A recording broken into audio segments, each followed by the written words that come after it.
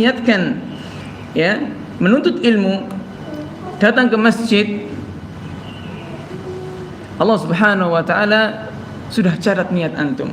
Ya, Allah Subhanahu wa taala sudah catat niat antum. Sebagaimana sabda Nabi sallallahu alaihi wasallam, "Majtama'a qaumun fi baitin min buyutillah." Tidaklah suatu kaum berkumpul di salah satu rumah Allah, yatluna kitab Allah, membacakan kitab Allah, wa yatadarasunahu bainahum, dan mengajarkan di antara mereka ya kitab Allah. Maksudnya di antara mengajarkan kitab Allah ya salah satunya mempelajari isinya, makna kandungannya. Illa nazalat alaihimus sakinah, kecuali Allah Subhanahu wa taala akan turunkan kepada mereka, kepada orang-orang yang dengan sengaja pergi ke masjid untuk menuntut ilmu, as-sakinah. Allah akan tanamkan, akan turunkan kepada mereka as-sakinah, ketenangan. Wa ghasyiyatuhumur rahmah, dan Allah akan turunkan kepadanya rahmah. Wa haffathumul malaikah, dan Allah akan naungi ya di antara di sekeliling kita ini adalah ada para malaikat. Wa dzakarahumullahu fiman indah, dan Allah Subhanahu wa taala akan memanggil satu persatu ya di antara kita fiman indah, di sisinya. Inilah keutamaan menuntut ilmu. Ma'asyiral muslimin rahimani wa rahimakumullah. Tema yang diberikan takmir ya, takmir masjid atau DKM, yaitu yang berkaitan dengan perdukunan. Ya, tadi malam saya Putra sekitar jam 9-an lebih, setengah 10 beliau menghubungi saya untuk menggantikan beliau dengan tema masalah perdukunan. Berangkat dari hadis, man ata arrafan fasa'alahu an syai'in la tuqbal salatuhu 40 lailah. Barang siapa yang mendatangi arraf ya, arraf nanti ada beberapa pengertiannya. Arraf, kemudian dia menanyakan sesuatu, menanyakan saja ya, la tuqbal salatahu 40 lailah, ya, maka tidak diterima salatnya selama 40 hari. Bayangkan ketika kita bertanya kepada arraf, kepada dukun, kepada paranormal ya, kepada orang pintar ya, maka kita bertanya saja itu tidak diterima salat kita ya selama 40 hari. Di dalam hadis lain dari Abu Hurairah radhiyallahu taala anhu, diriwayatkan oleh Imam Muslim ya, diriwayatkan oleh Imam Abu Dawud dan Imam Ahmad, man ata kahinan fasaddaqahu bima yaqul faqad kafara bima unzila ala Muhammad sallallahu alaihi wasallam. Barang siapa yang mendatangi dukun, mendatangi kahin, kemudian dia membenarkan perkataan dukun tersebut. Kalau yang tadi bertanya saja, coba-coba bertanya, dia nggak percaya, tapi saya coba-coba bertanya, maka sholatnya tidak diterima selama 40 hari. Sedangkan ini membenarkan ucapannya. Oh iya, kata Mbah Dukun tadi itu begini kok pas ya. Nah, membenarkan ini. Ya, apa kata Nabi sallallahu alaihi wasallam? Faqad kafara bima nuzila ala Muhammad sallallahu alaihi wasallam. Sungguh ia telah kufur terhadap apa yang diturunkan kepada Nabi Muhammad sallallahu alaihi wasallam. Nah, di sini Syekh Shalih Fauzan hafizahullah beliau mengatakan ya, ada 3 pendapat terkait kata faqad kafar bima unzila ala Muhammad. Sungguh ia telah kufur terhadap apa yang diturunkan kepada Nabi Muhammad sallallahu alaihi wasallam, gara-gara membenarkan ucapan dukun tersebut. Perkataan yang pertama kata beliau, yaitu annahu kafirun bima unzila ala Muhammad. Sesungguhnya dia telah kafir ya, murtad dari agama Islam. Ya, dia telah kafir gara-gara membenarkan ucapan dukun tersebut. Kemudian yang kedua adalah maksudnya kufur di sini adalah perbuatan kufur tapi tidak sampai mengeluarkan seseorang dari agama Islam. Ya, tidak sampai mengeluarkan seseorang dari agama Islam. Ya. Kemudian yang ketiga, ya, dan ini insyaallah yang paling rajih, ya, tawakkuf. Ya, tidak mengatakan ia keluar dari agama Islam, juga kita tidak mengatakan dia apa? Tidak keluar dari agama Islam. Ya, itu urusannya dia dengan Allah. Kita tawakuf. Akan tetapi kita maknai hadisnya sesuai dengan zahirnya. Zahirnya bagaimana? Sungguh dia telah kufur terhadap apa yang diturunkan kepada Nabi Muhammad SAW, yaitu ia telah kufur kepada Al-Quran. Ya, mengapa? Kok kufur terhadap Al-Quran? Allah Subhanahu wa Ta'ala berfirman, Alimul ghaibi fala yudhiru ala ghaibihi ahada. Dialah Allah. Ya, dialah Allah yang maha mengetahui yang gaib. Fala yudhiru ala ghaibihi ahada. Dan tidaklah Allah menampakkan gaibnya itu kepada satu orang pun. Ya, sedangkan dukun mengatakan dia mengetahui yang gaib. Ya, kalau seandainya kita membenarkan dukun tersebut, membenarkan ucapan paranormal atau yang sejenisnya, ya, maka kita telah kufur terhadap ayat-ayat yang semisal dengan ini. Ya, kata para ulama, ketika kita mengingkari satu ayat dalam Al-Quran saja, ya, maka kita telah kufur terhadap seluruh isi Al-Quran. Bayangkan. Nah, ya, ini muqaddimah. Berangkat dari dua hadis tadi. Hadis yang pertama, man ata arrafan fas'alahu an syai' lam tuqbal lahu salatun arba'ina lailah. Barang siapa yang mendatangi dukun kemudian dia bertanya sesuatu tanpa membenarkannya, lam tuqbal lahu salatun arba'ina yauman. Tidak diterima salatnya selama 40 hari. Bayangkan. Kalau kita mati di antara waktu yang tidak diterima salat itu, bagaimana dengan diri kita? Nauzubillah min dzalik. Ya, sedangkan salat kata Nabi sallallahu alaihi wasallam, inna awwala ma yuhasabu bihi abdun yaumal qiyamah as-shalah. Sesungguhnya perkara yang paling utama akan ditanya pada hari kiamat, yang akan dihisab pada hari kiamat apa? As-shalah, salatnya.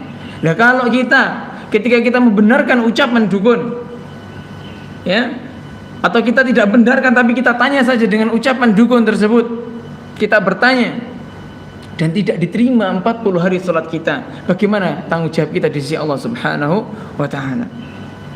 Nah, ada beberapa istilah terkait dengan perdukunan ini. Istilah yang pertama adalah arraf. Arraf itu orang pintar. Arraf, arifun artinya pintar. Arraf orang pintar, orang yang sok pintar. Ya. Arraf di sini pengertiannya huwallazi yukhbiru 'anil umuril ghaibati an tariqil hadasi wat takhmini wadh-dhanni. Dia orang yang mengabarkan terhadap perkara-perkara yang gaib. Ya. Dengan cara apa? Prasangka atau firasat, ya, dengan firasatnya. Tapi dia meyakinkan, ya, dia meyakinkan, ya, arraf. Misalkan seorang barangnya hilang, dia datang kepada seorang yang dianggap pintar, dia mendatanginya, ya, dia tanya, ya, tentang masalah di mana barang saya. Kemudian dia mengatakan, oh, barangmu itu diramal begini, ada di tempat sana, ada di tempat fulan. Nah, orang ini namanya arraf. Ketika kita datang kepada orang yang seperti ini, sholat kita tidak diterima selama 40 hari. Kalau kita nggak yakin. Kalau kita yakin dengan ucapannya, ya, maka kita dihukumi lebih besar lagi dosanya, yaitu kufur terhadap apa yang diturunkan kepada Nabi Muhammad, yaitu Al-Quran. Kita kufur terhadap Al-Quran. Itu pengertian yang pertama, arraf. Kemudian yang kedua adalah sihir. Karena ada beberapa pengertian di sini. Sihir. Apa itu sihir? Qiraatun wa talasimu yatawassalu biha as-sahiru ila istikhdami syayatin fima yuridu bihi dararil mashhur. Ya, mantra-mantra atau jimat-jimat yang digunakan oleh seseorang melalui bantuan syaitan. Ingat kalau sihir di sini, ya, melalui bantuan syaitan untuk memberikan mudarat kepada orang lain. Kalau sihir sifatnya lebih kepada mencelakai orang. Itu sihir. Nah, itu sihir. Kemudian yaitu ada istilah yang ketiga, namanya tanjim, perbintangan. Nah, ini biasanya anak-anak muda. Ya, perbintangan, apa namanya kalau sekarang? Zodiak. Nah, ini dibahas Pak oleh para ulama zaman dahulu, Pak. Bukan saat-saat ini saja ngetren. Di zaman dahulu sudah ada pembahasan ini di kitab-kitab akidah. Ya, apa itu tanjim?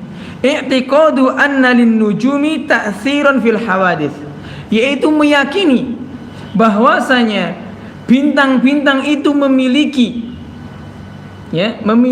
pengaruh yang besar terhadap makhluk. Ya, contohnya misalkan kamu ini lahirnya tanggal sekian, bintang kamu itu apa namanya? Libra misalkan, Libra atau Libra. Ya, enggak tahu apa. Libra. Bintang kamu itu Libra misalkan. Oh, kamu tanggal sekian. Ya, tanggal sekian kamu asmara. Apa? Enggak laku-laku misalkan. Keuangan seret ya. Nah, kalau kita membaca ini, kalau kita membaca ini kita dihukumi sama. Ya, kita bertanya kepada dukun walaupun iseng. Tidak diterima salatnya 40 hari. Ya. Ini tanjim. Kemudian istilah yang keempat adalah al-kihana. Al-kihana adalah perdukunan. Dukun. Ya. Apa itu dukun? Apa itu kahin? Ya. Iddi'a'u ilmil ghaibi biturukin syaitaniyah. Ya. Mengaku-ngaku mengetahui hal-hal yang gaib dengan jalan syaitan atau dengan bantuan syaitan. Sedangkan arraf tadi dengan prasangka, dengan firasat. Ya. Nah, kata Syekhul Islam Ibnu Taimiyah, ya, terkait masalah ini adalah yang dimaksud dengan arraf, ya, adalah ismun lil kahini wal munajjimi war ramli, ya, yaitu nama lain. Arraf adalah nama lain dari dukun, dari ahli perbintangan dan dari paranormal. Ya, intinya apa? Intinya orang-orang yang mengaku mengetahui yang gaib, maka ia entah pakai jubah putih, pakai kopiah, jenggotnya panjang, ketika ia mengaku mengetahui hal yang gaib, maka itu namanya dukun. Walaupun dia digelari dengan kiai, ustaz, habib, ya, dan yang lainnya, maka dia dihukumi dukun oleh syariat ini. Nah, jadi paham ya beberapa perbedaan, ya. Nah, sedangkan sihir kata Syekh Fauzan, ya, kalimatun amatun tajtami'u syurura al-katsira. Ya, yang dimaksud dengan sihir ini bukan hanya menyakiti orang. Ya, akan tapi lafaz yang secara umum digunakan seseorang untuk keburukan-keburukan yang banyak.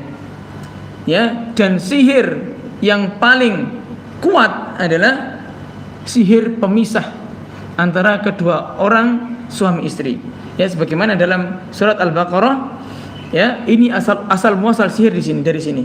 Ya. Wa ma yu'allimani min ahadin hatta yaqula innama nahnu fitnatun fala takfur. Ya, sesungguhnya, ya, tidaklah kedua malaikat itu, yaitu malaikat Harut dan Marut, ini malaikat yang mengajarkan sihir. Ya, malaikat yang mengajarkan sihir. Loh, kenapa kok malaikat mengajarkan sihir? Iya, sebagai ujian. Ya, dalam ayat ini dalam surat Al-Baqarah ayat 102, ya.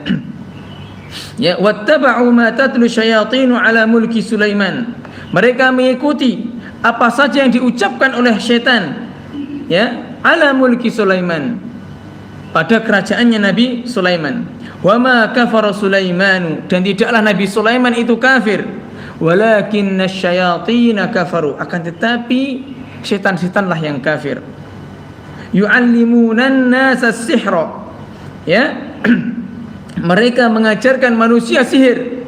Wa ma unzila 'alal malakaini bi Babil Harut wa Marut, ya, yang diturunkan kepada dua malaikat di Babil, Harut dan Marut. Ya, di Babilonia, yaitu malaikat Harut dan Marut. Malaikat yang mengajarkan. Ya, wa ma yu'allimani min ahadin, dan tidaklah kedua malaikat itu mengajarkan sihir. Dan tidaklah malaikat itu yang mengajarkan sihir min ahadin, kepada seseorang, hatta yaqula, hingga mereka berdua berkata, innama nahnu fitnah, kami ini diutus oleh Allah sebagai ujian bagimu, fala takfur, jangan kamu kafir. Ya, jangan kamu kafir. Ini asal muasal sihir. Ya. Nah, Ma'asyiral muslimin rahimani wa rahimakumullah. Ya. Hukum orang yang melakukan sihir ini, atau melakukan praktek paranormal atau keperdukunan, ya, maka ia telah dihukumi oleh para ulama dengan hukum musyrik.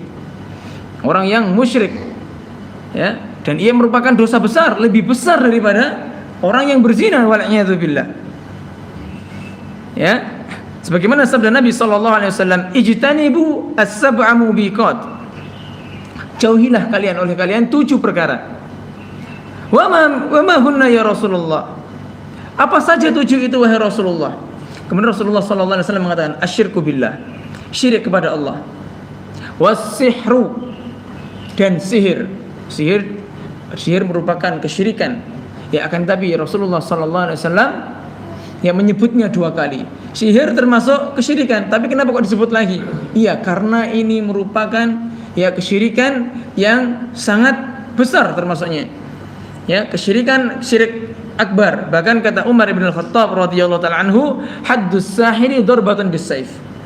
Ya, hukuman bagi penyihir dipenggal.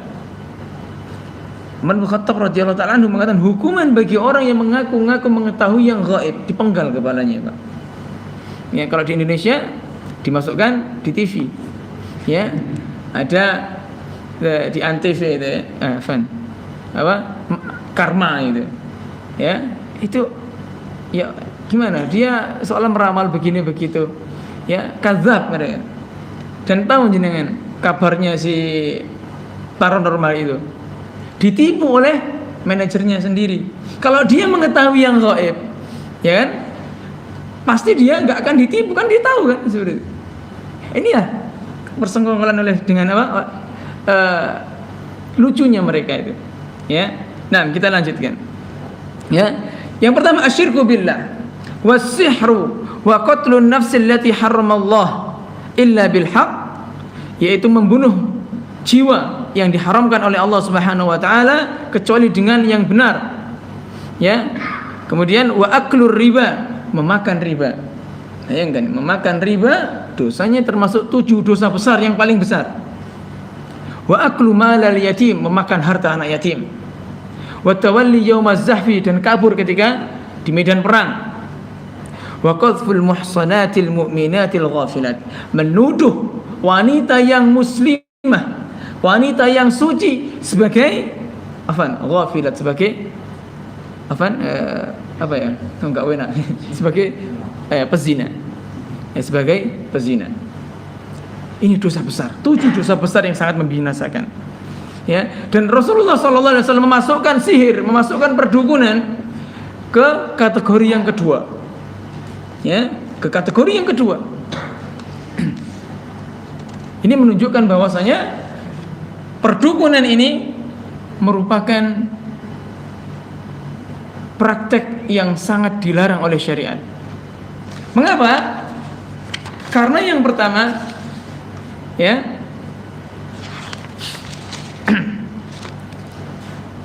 ia meminta pertolongan kepada jin. Walaupun ia dengan torik, dengan yang arraf tadi, dengan prasangka, sebelumnya pasti ia akan bersekongkol dengan jin. Nah, tidak mungkin dia mengetahui prasangkanya seperti ini dan seperti itu tanpa diberitahu oleh jin. Oleh karenanya Allah Subhanahu wa taala berfirman, wa annahu kana rijalun minal insi ya'udzuna birijalin minal jinni fazaduhum rahaqa. Dan bahwasanya ada sebagian manusia meminta perlindungan kepada beberapa laki-laki dari golongan jin, maka jin-jin itu menambah bagi mereka dosa dan kesalahan. Ya, jin-jin itu menambah dosa dan kesalahan. Ya. Dan meminta pertolongan, maksudnya meminta pertolongan di sini adalah meminta pertolongan yang hanya dimampui oleh Allah saja. Ya, ini merupakan ibadah. Berdoa adalah ibadah. Ya, meminta pertolongan ya yang hanya dimiliki oleh Allah saja itu merupakan ibadah. Sebagaimana kita ikrarkan 17 kali setiap hari minimal. Iyyaka na'budu wa iyyaka nasta'in. Hanya kepada Engkau lah ya Allah kami menyembah, kami beribadah. Wa iyyaka nasta'in. Dan hanya kepada Engkau lah ya Allah kami meminta pertolongan. Bayangkan masyarakat muslimin, setiap hari kita mengikrarkan kita meminta pertolongan kepada Allah, akan tapi kita masih meminta pertolongan kepada jin. Apa contohnya? Nuwun sewu Pak. Saya orang Banyuwangi. Tapi keluarga Madura. Di Banyuwangi itu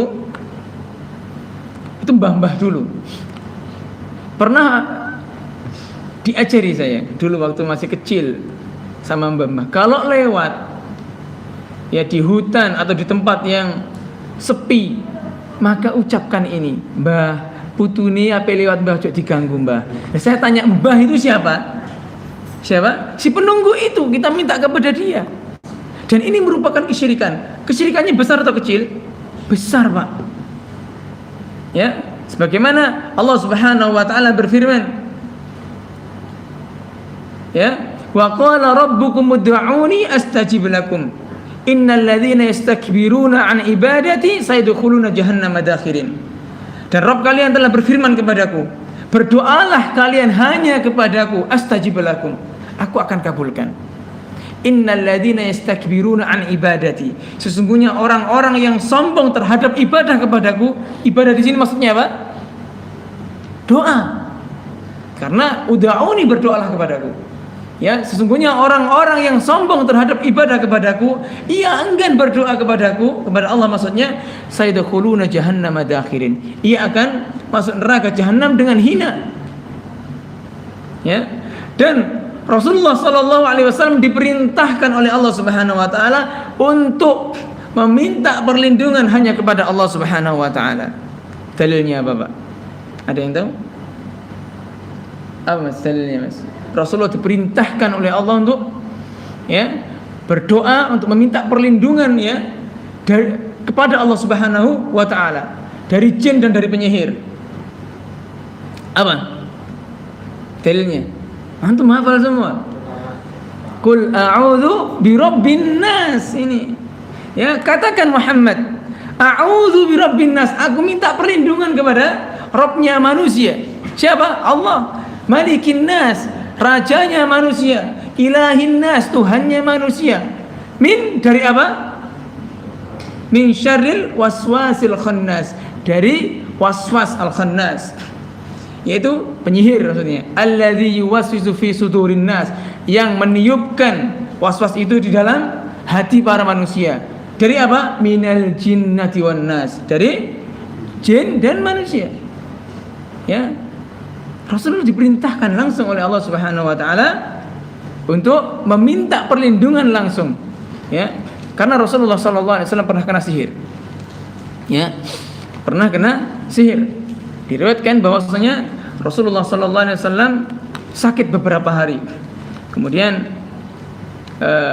datang malaikat Jibril, dalam riwayat lain 2 malaikat dalam mimpinya, dan mimpi Nabi adalah wahyu. Ditanya, Kenapa orang ini? Kata malaikat yang satunya, dia disihir. Siapa yang menyihir? Ya, orang Yahudi. Siapa namanya saya lupa. Yang menyihir orang Yahudi. Ya, dan akhirnya di mana letak sihirnya itu? Ya, di sumur yang bernama di sebuah sumur pokoknya, di sebuah sumur. Ya, dan akhirnya diambillah ya buhul itu. Rasulullah SAW memerintahkan kepada Ali bin Abi Thalib untuk mengambil buhul itu dan dilepaslah buhul itu.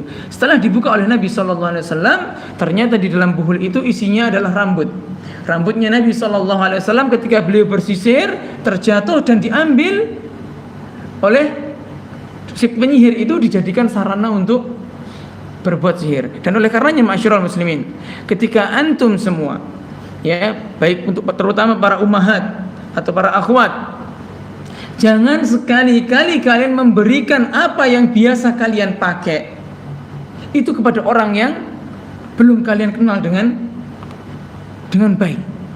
Bisa jadi dengan wasilah itu ya, orang tersebut menjadikan sarana untuk menyihir kalian. Ya. Apalagi foto malah jelas. Nah, ini pentingnya kita ya untuk tidak asal muasal upload foto di medsos. Ya, jangan kita ya misalkan kita kalau misalkan kita setiap hari misalkan zikir pagi petang, bagi lagi ya, kita insyaallah dilindungi oleh Allah Subhanahu wa taala. Akan tetapi ketika iman kita pas lemah, ya kita bisa dijadikan sarana untuk foto tersebut bisa dijadikan sarana untuk menyihir. Ya. Ya, yang pertama tadi, kenapa kok sihir diharamkan? Dan karena ia meminta bantuan kepada jin. Adapun yang kedua, ya, karena mereka ya tukang-tukang sihir itu sudah menyamai antara Allah dengan dirinya yang khusus bagi Allah Subhanahu wa taala, yaitu mengetahui yang gaib. Allah Subhanahu wa taala berfirman, "Qul la ya'lamu man fis samawati wal ardil ghaiba illallah." Katakan Muhammad, tidak ada satupun di muka bumi ini dan di langit yang mengetahui al-ghaib kecuali Allah saja. Tidak ada yang mengetahui, bahkan malaikat tidak mengetahui. Ya, buktinya malaikat tadi ketika Nabi Muhammad SAW disihir, bertanya dia, "Kenapa orang ini?" Dijawab oleh malaikat satunya, "Kena sihir." Ya, kalau malaikat tahu nggak perlu tanya kan seperti itu. Ya. Kemudian Rasulullah SAW juga tidak mengetahui hal yang gaib kecuali Allah tampakkan. Ya. Rasulullah SAW ya berkata dalam surat Al-A'raf, ya, dalam Al-Quran diabadikan oleh Allah Subhanahu wa taala dalam surat Al-A'raf ayat 188, "Walau kuntu a'lamul ghaiba lastakthartu minal khairi wa ma massaniyas su'." Kalau seandainya aku mengetahui yang gaib, hal yang akan datang maksudnya, tentulah aku akan berbuat kebaikan sebanyak-banyaknya dan aku tidak akan ditimpa kemudaratan. Ya, Rasulullah SAW ketika perang Uhud giginya sampai copot. Ya, ini berarti Rasulullah tidak mengetahui yang gaib. Kalau Rasulullah SAW mengetahui yang gaib, kan simpel. Oh, kan apa ini lewat buri, aku ngerti ya, tak lewat rono melayu rono, kan gitu. Ya, oh, kamu mau menyerang saya dari belakang, aku tak menghindar dulu. Kan seperti itu. Ya, Rasulullah SAW tidak mengetahui yang gaib. Ya, bagaimana dengan kita? Bagaimana dengan orang yang selain Rasulullah SAW yang mengaku-ngaku mengetahui yang gaib? Ya, entah itu pakai peci putih, jenggotnya sudah putih, bajunya putih, dan ia mengaku mengetahui yang gaib, maka dia adalah dukun. Ketika kita bertanya kepada mereka, maka tidak diterima sholat kita selama 40 hari. Kemudian yang ketiga, mengapa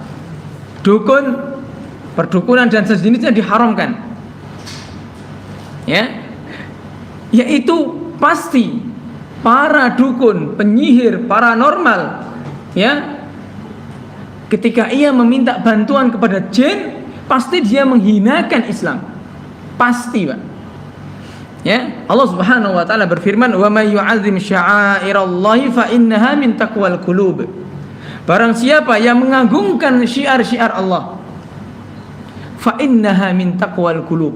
Sesungguhnya ya, itu timbul dari ketakwaan dari hati.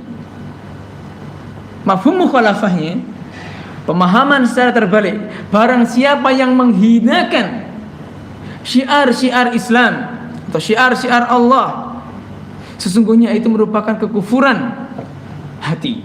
Ya, bayangkan kalau kita mengagungkan, ini merupakan ketakwaan hati. Kalau kita merendahkan, itu merupakan kekufuran hati. Ma'asyiral muslimin rahimani wa rahimakumullah. Nah, apa hukum bagi seseorang, ya, entah dia mempraktekkan perdukunan atau ia iseng-iseng bertanya kepada dukun atau yang sejenisnya. Yang pertama adalah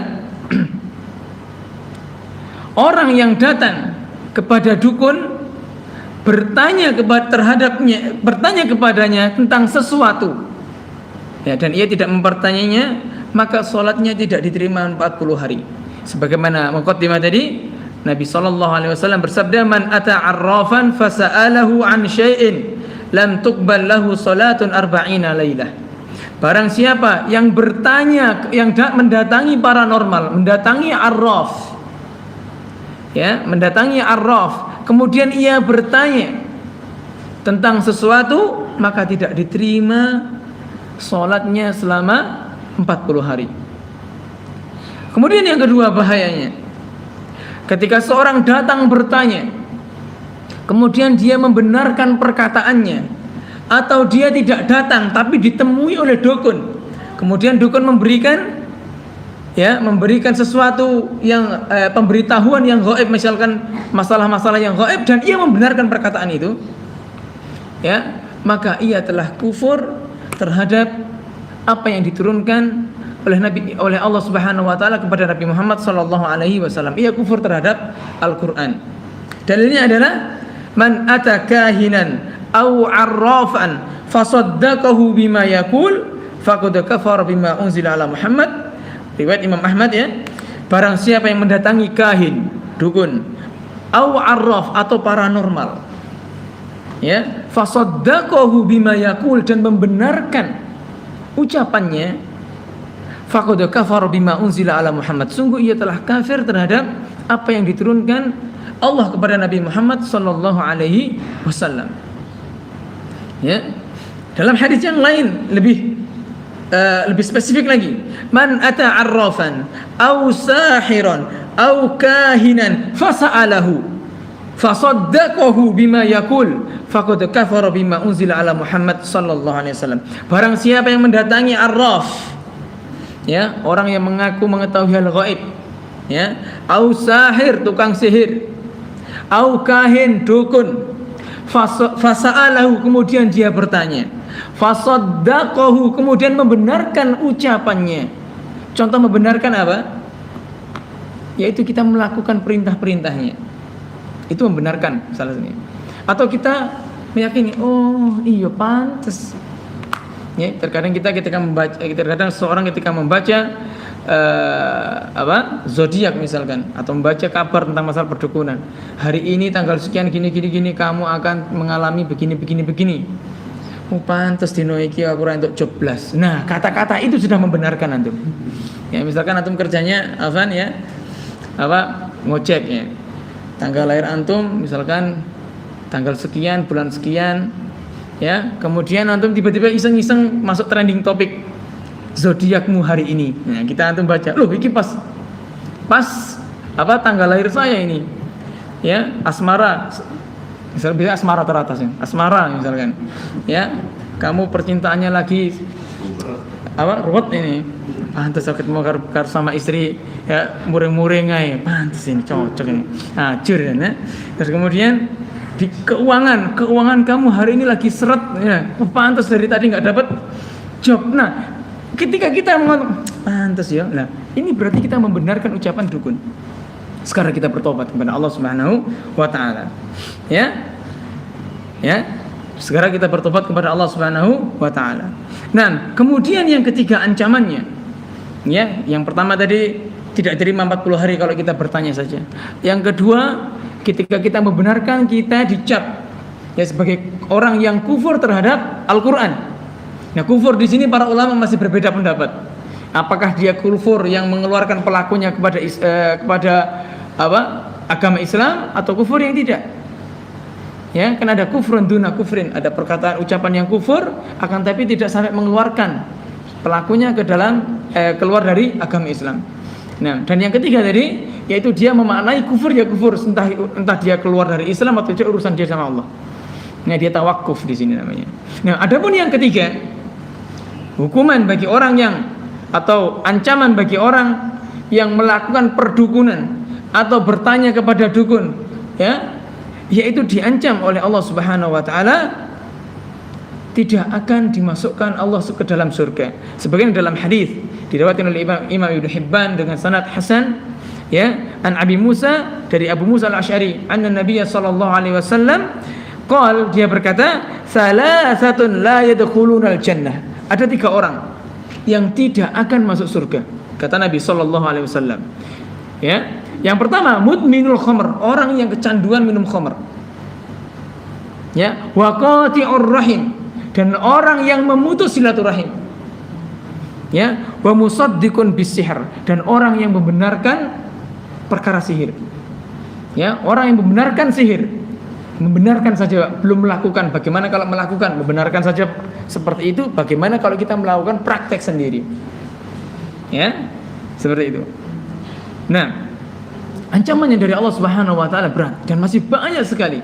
Ya, ancaman-ancaman yang Allah Subhanahu wa taala berikan kepada kita. Cukup ancaman yang paling ringan dan ancaman yang paling berat tadi. Ya, kita tidak dimasukkan oleh Allah ke surga. Nauzubillah min dzalik. Ketika kita membenarkan praktek perdukunan tersebut. Nah, kemudian apa tanda-tanda dukun itu? Nah, tanda yang pertama.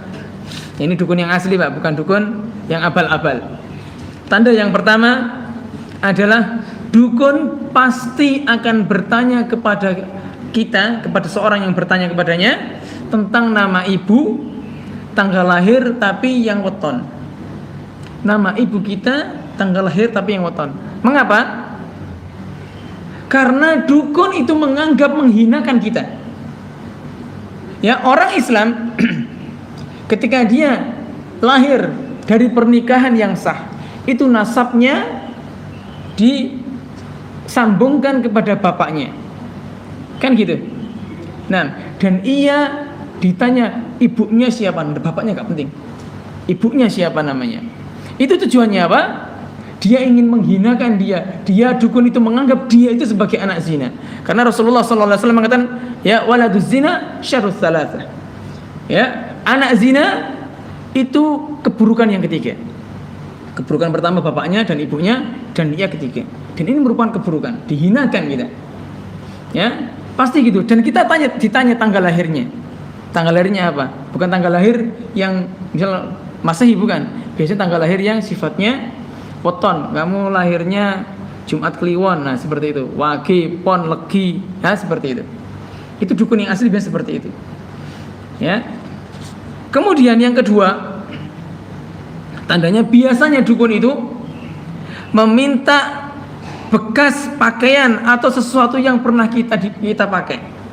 Ya, entah sifatnya itu rambut yang sudah yang digunting, atau pakaian apa yang pernah kita pakai, afan, atau celana dalam biasanya yang buat pelet, ya, seperti itu. Ya, biasanya meminta seperti itu sebagai wasilah atau foto. Ya, kalau antum lihat di YouTube, ya banyak sekali seperti ini. Ya, banyak sekali. Yang ketiga, tandanya adalah biasanya dukun itu meminta hewan tertentu. Dan biasanya rata-rata ayam jantan. Kenapa? Kenapa ayam jantan? Ada yang tahu? Karena Nabi gimana? Kayak soto, enak, Pak. Ada yang lain? Kenapa ayam jantan? Kok enggak ayam betina gitu? Ya. Karena Nabi SAW bersabda, la tasubbudika fa innahu yuqidu lis-shalah. Jangan engkau mencela ayam jantan, ayam jago. Sesungguhnya ayam jago itu membangunkan kalian ketika sholat. Dan selalu yang dibuat tumbal ayam jantan untuk menghinakan dia. Kita mencela saja tidak boleh. Kok kita mau menghinakan buat tumbal?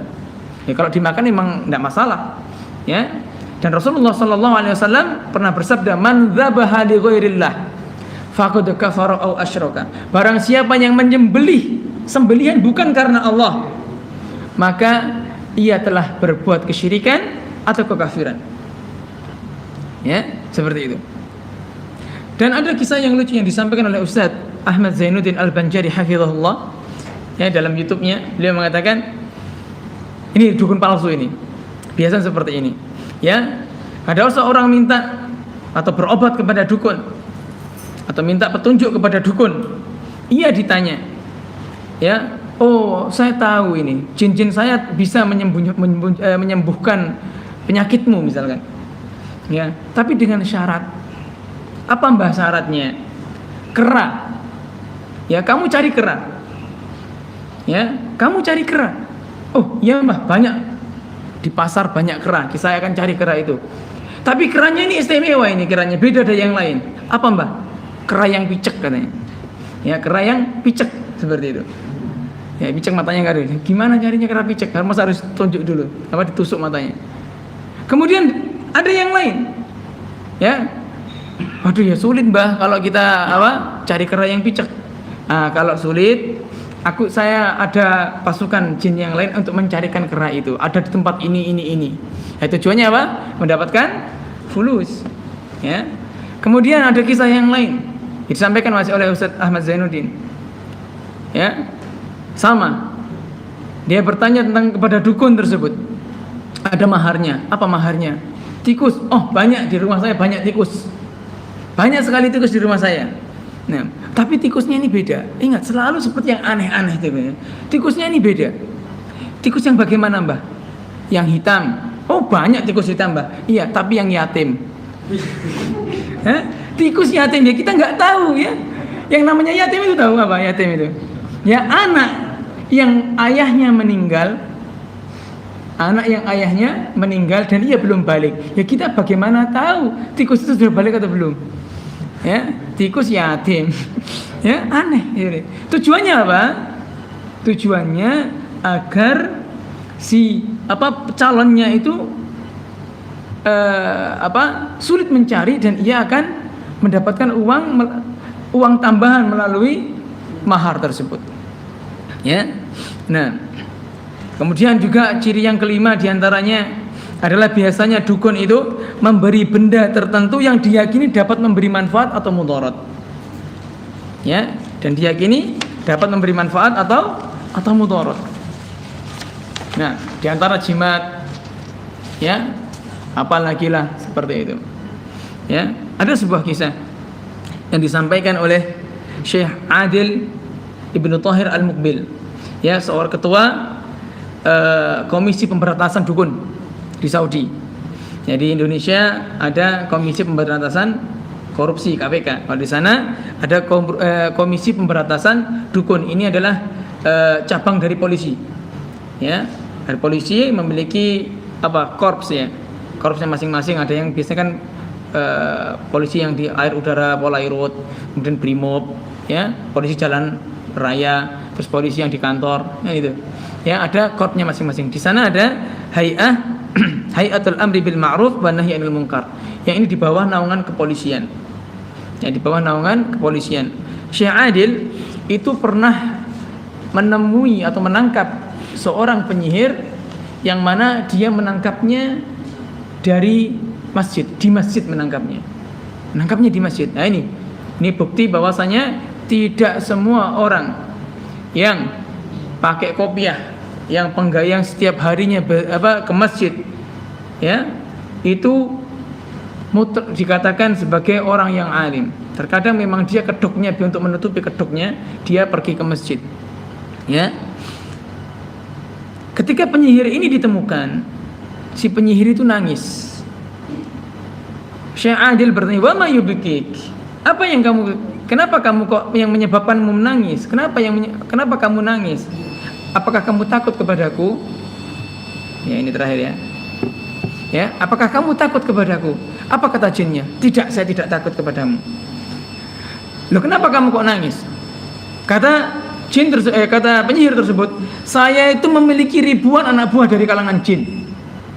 Tapi kenapa kok satu di antara mereka nggak ngomongi saya? Ya, ketika kamu mau datang gitu loh. Ya, saya punya ribuan anak buah jin. Tapi kenapa satu saja nggak ada yang ngasih tahu saya, nggak ada yang calling saya ketika kamu mau datang? Kan saya bisa kabur. Apa kata Syekh Adil? Bisa jadi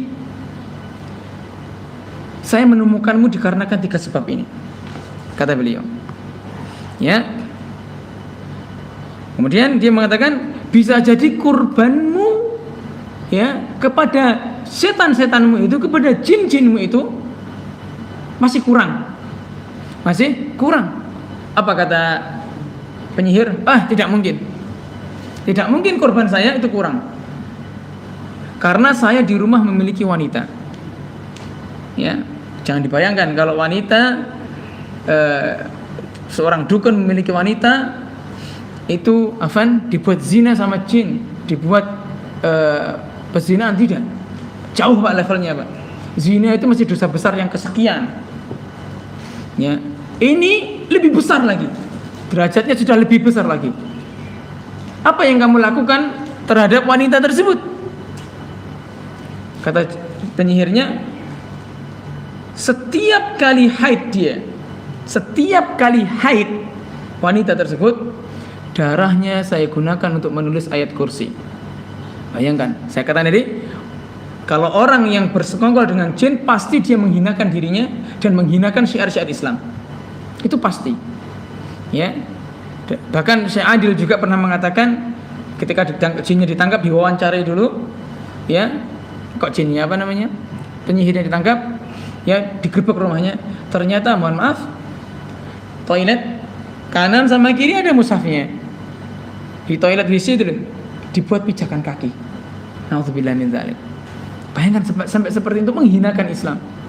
Ya, karena itu ibadahnya dia kepada jin. Kalau dia nggak mau menyembah beribadah kepada jin dengan seperti itu, jinnya nggak mau bantu dia. Kan seperti itu. Ada timbal baliknya. Ya. Kemudian yang kedua, bisa jadi, ya, kalau tadi kan anunya kurang, nggak mungkin sudah kuat. Bisa jadi yang kedua, kata beliau, orang-orang yang telah kamu sihir itu, ya, yang pernah kamu santet itu, mereka kan orang-orang yang terzalimi. Mereka berdoa kepada Allah, ya, untuk ya membalas kezalimannya itu kepadamu, kepada pelakunya yaitu kamu. Dia diam, mulai diam. Kemudian yang ketiga, bisa jadi ini, bisa jadi, ya, karena saya tadi waktu berangkat membaca doa ini, Bismillahi tawakkaltu 'alallah wala haula wala quwata illa billah. Ya, bisa jadi aku menemukanmu gara-gara saya membaca doa tadi.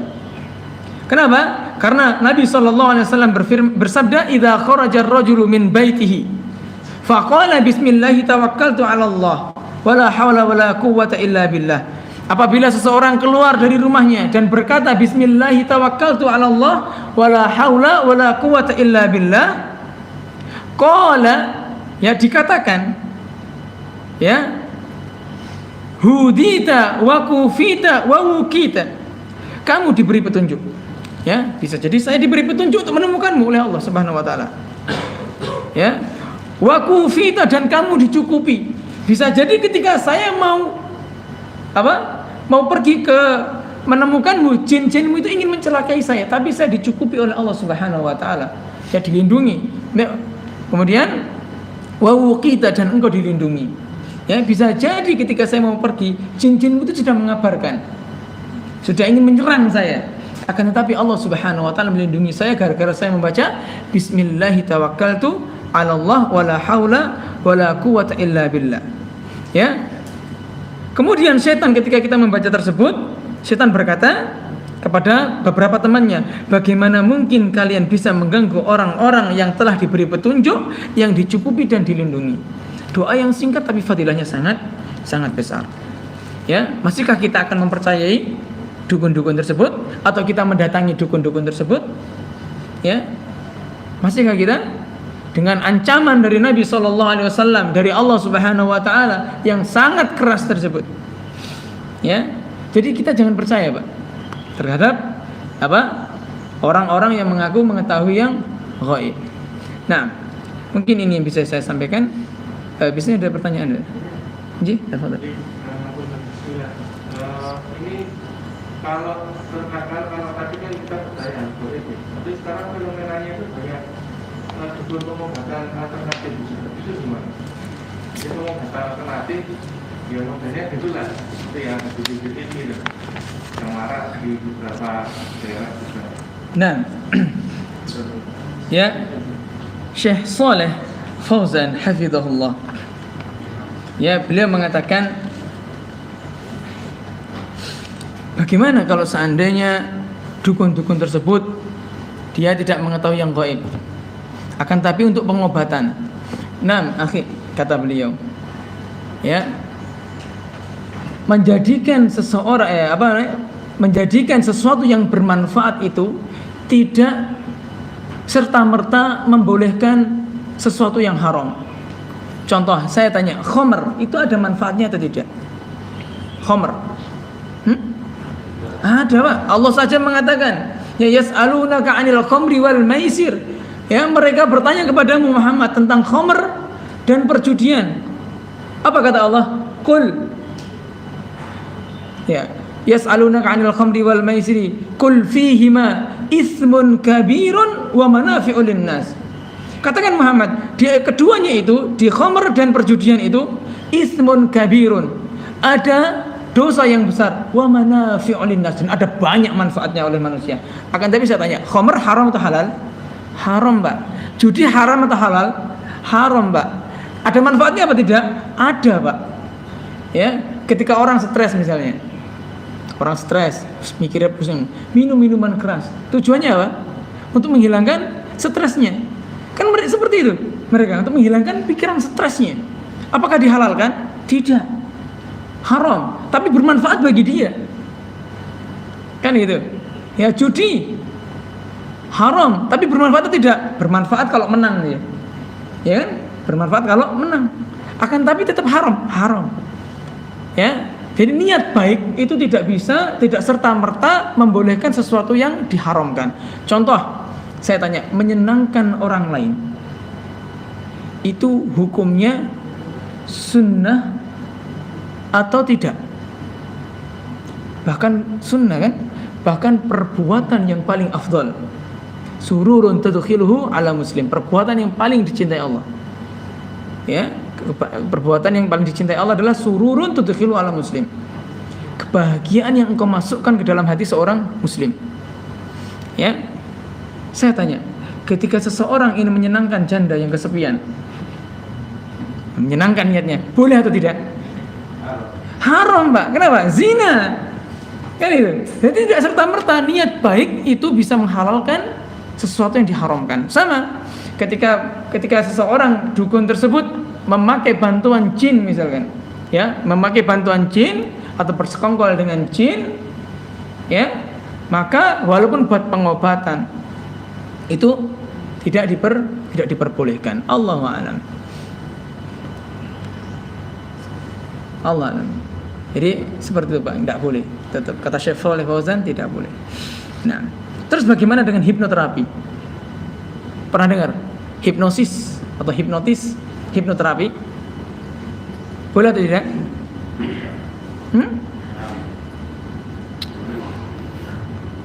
Haram katanya. Hipnosis itu ada dua.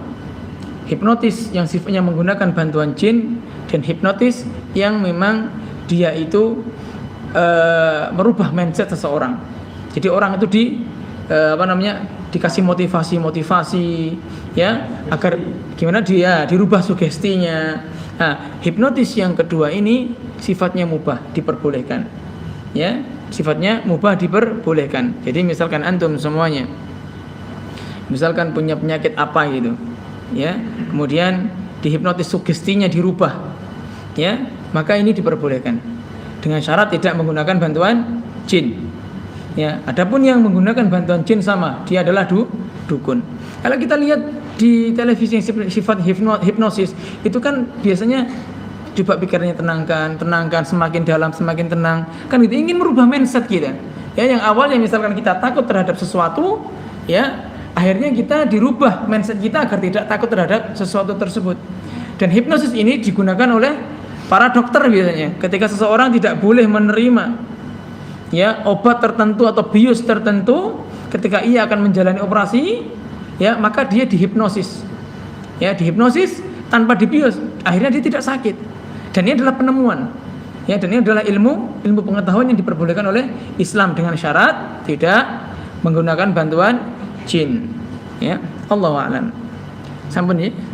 Baik, kita semoga bermanfaat. Kita akhirin kafaratul majlis. Subhanakallahumma wa bihamdika asyhadu an la ilaha illa anta astaghfiruka wa atubu ilaik. Assalamualaikum warahmatullahi wabarakatuh.